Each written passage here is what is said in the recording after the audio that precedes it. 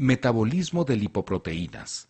El colesterol y los triglicéridos son insolubles en agua, por lo que deben ser empacados en lipoproteínas en los sitios de absorción o de síntesis para circular en el plasma y llegar a los tejidos en los que se emplean.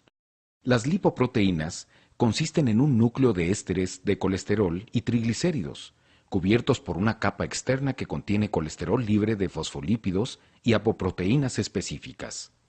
Las apoproteínas, cuyo acrónimo es APO, como en ApoB, ApoC y ApoE, son partículas que rodean a las lipoproteínas, cuya función consiste en transportar lípidos en la sangre y permitir su identificación específica como lipoproteína por enzimas que extraen lípidos de ellas. Por ejemplo, ApoB100, las lipoproteínas de baja densidad, LDL, durante su circulación por el hígado, son reconocidas por receptores celulares de los hepatocitos, mediante los cuales las endocitan.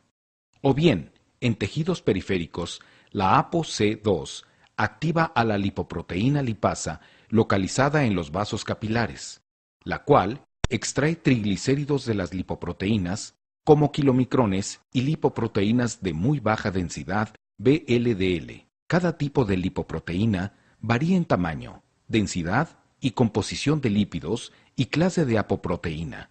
Los principales tipos de lipoproteína y sus respectivos acrónimos en inglés, cuando existen, son kilomicrones, colesterol de lipoproteínas de muy baja densidad, VLDL, del inglés Very Low Density Lipoprotein, VLDL, colesterol, colesterol de lipoproteínas de densidad intermedia, CIDL, del inglés Intermediate Density Lipoprotein, IDL, colesterol, colesterol de lipoproteínas de baja densidad, CLDL, del inglés Low Density Lipoprotein, LDL, colesterol, colesterol de lipoproteínas de alta densidad, CHDL, del inglés High Density Lipoprotein, HDL, colesterol, lipoproteína A, LPA.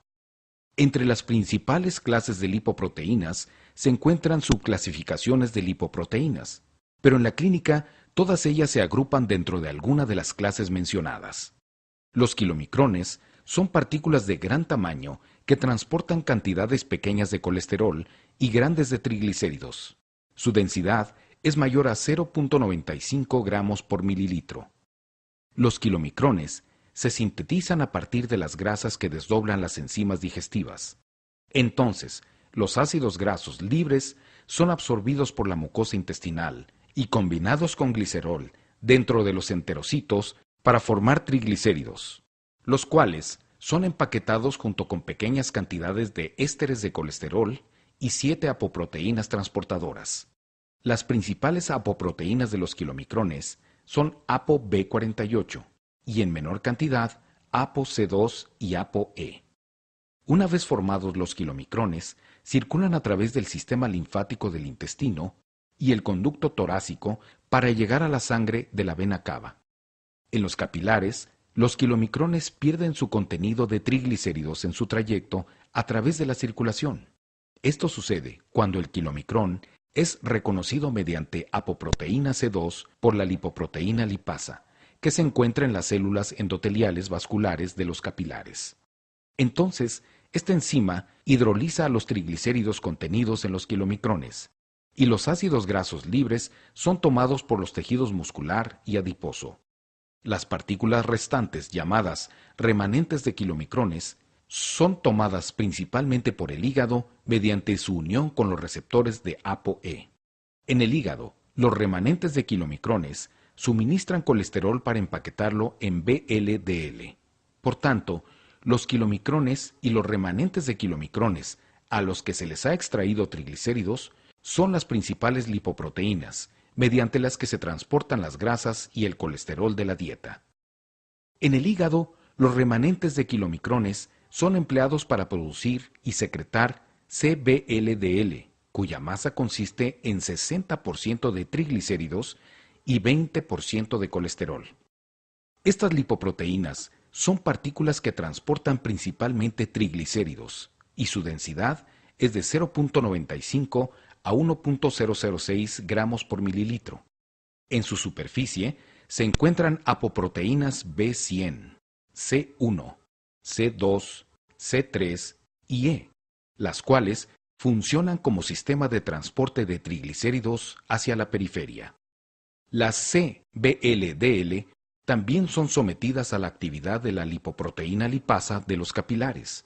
Entonces, esta enzima extrae ácidos grasos y glicerol al fragmentar triglicéridos, ya sea para el metabolismo energético de los tejidos, para su depósito en el tejido adiposo, para emplearlo en la construcción de membranas celulares o en la producción de hormonas.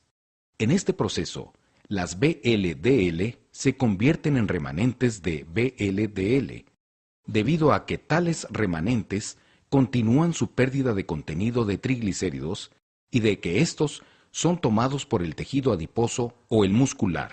Los remanentes de VLDL se transforman en IDL.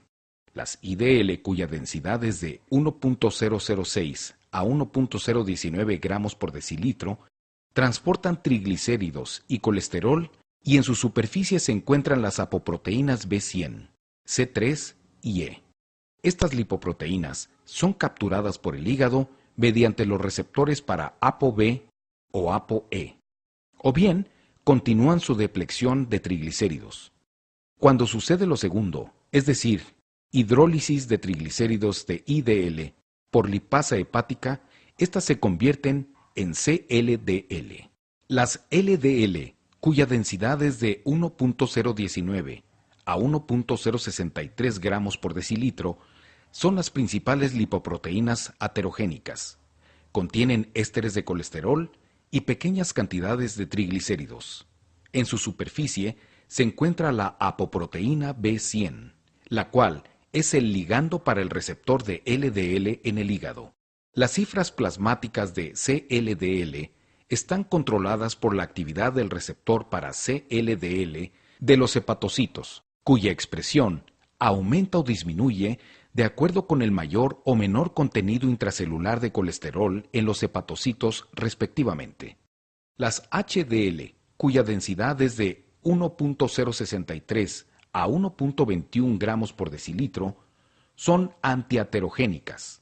Las HDL se sintetizan en el hígado y las células intestinales y consisten en partículas pequeñas con escaso contenido de lípidos formadas por ApoA1 y fosfolípidos.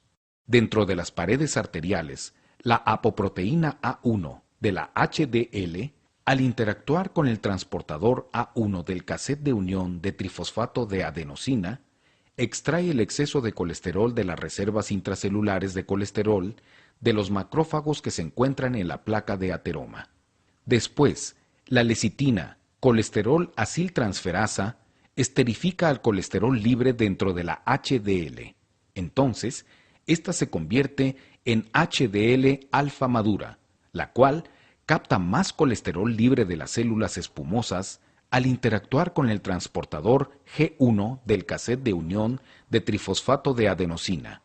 Después, la HDL alfa madura regresa a la circulación sanguínea para devolver el colesterol al hígado por dos vías. La primera, por interacción de la proteína de transferencia de ésteres de colesterol que transfiere el colesterol a las VLDL o a las LDL, las cuales, después, son capturadas por el hígado por el receptor para LDL. La segunda, a partir de la captura selectiva de colesterol por el receptor depurador B1 de los hepatocitos.